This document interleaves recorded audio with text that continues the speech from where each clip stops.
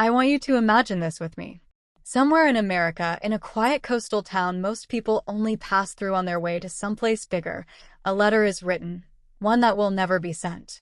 A letter that carries the weight of 10 years, of a love that burned hotter than any summer sun, and of a promise broken like glass underfoot. I write this to you knowing you will never read it. That is how it begins. And though the words are simple, they are soaked in the ache of memory.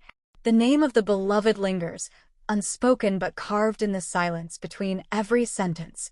It all began in the summer of 2009 in Cape May, New Jersey, a place where boardwalk lights flicker like fireflies and the Atlantic wind carries the smell of fried dough and saltwater taffy.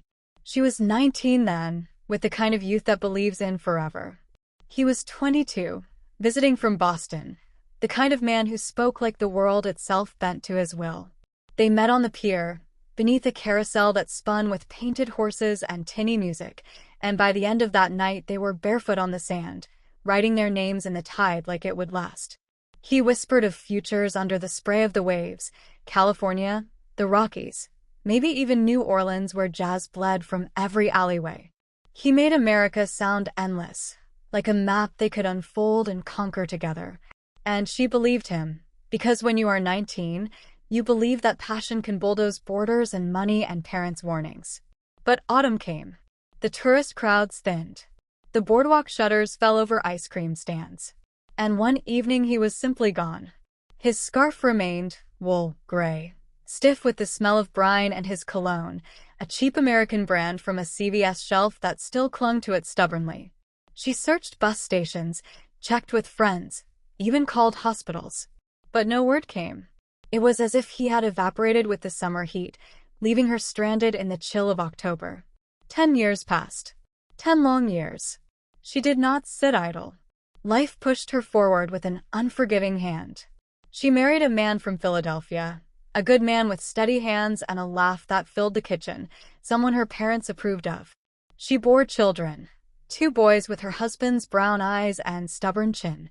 She learned to cook Sunday breakfasts, drove a minivan along crowded American highways, waved to neighbors across white picket fences. She had, by all accounts, the life her country promised her. And yet, every July when the boardwalk carnival opened in Cape May, she felt it. That hollow, that gnawing ache of a dream unfinished. She would walk with her family, smile at the fireworks, but her chest would tighten at the scent of ocean salt and funnel cake. The boys never noticed her faraway gaze, but her husband did. He would squeeze her hand, not asking.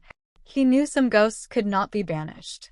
Now, on a restless night in 2019, when the children were asleep and the cicadas hummed outside in the humid Pennsylvania dark, she sat at the kitchen table and began to write. The pen moved like it had been waiting a decade for permission.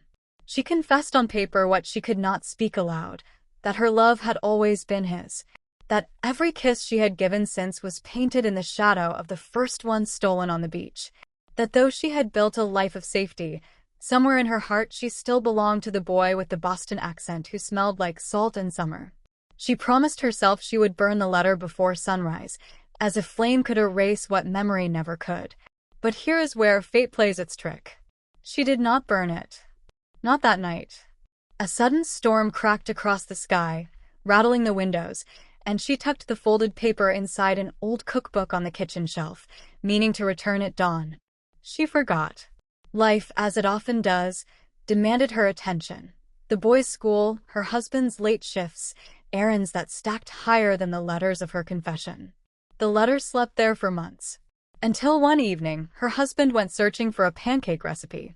He pulled out the book, the paper fell free, and he read it. Every word. But he did not rage. He did not confront her with fury or betrayal. Instead, he grew quiet. The silence lingered for days. And then, almost unnervingly calm, he asked her, who was he? She broke then. Tears spilled across the kitchen floor tiles as she told him everything. The boardwalk. The carousel. The promises that had filled her veins like wine. The disappearance. The 10 years of half-remembered ache. She expected him to hate her. To leave. To take the boys and split their lives in two. But he only listened. When she finished, He asked one question that shook her more than any anger could. What if I found him for you? She laughed through her sobs, swore it was impossible. Yet the very next week, he proved her wrong. America is vast, yes, but not impenetrable. With a little searching, a few late-night calls, and the power of the internet, her husband found the man. He was not in Boston anymore. He was in Michigan, running a secondhand bookstore in Detroit, his life reduced from big promises to dust-covered novels. And when she saw his picture, gray streaks in his hair, eyes that had lost their fire, her chest caved. She went. She told her husband she had to. And in Detroit, amid the smell of old paper and rain-slick sidewalks, she stood before the man she once thought was her destiny. He smiled faintly, recognition flickering like a dying bulb. They spoke for hours, but the magic was gone. He told her he had left because he had debts, family troubles, a darkness he hadn't wanted to drag her into. He admitted he had loved her, but not enough to stay, not enough to fight. When she left the bookstore, she understood for the first time. Her husband, the man who had found him for her, the man who had read her deepest secret and stayed, had given her a gift. Closure. Proof that what she had been chasing was not love but the ghost of it. And so she returned home. She burned the letter at last, its ashes scattering into the Pennsylvania night.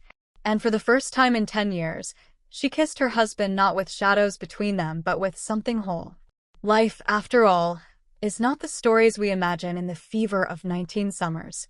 Life is the quiet, steady love that stays even when it hurts. So if you're hearing this now, take a moment to ask yourself, who would find your ghost for you? Not because they fear losing you, but because they want you free. That is love. Not the fireworks on a boardwalk night, but the hand that holds yours after the fireworks fade. And if this story touched you, if it pulled at something deep inside you, stay with me. Subscribe, share this story, and tell me in the comments, have you ever carried a love that never quite let go?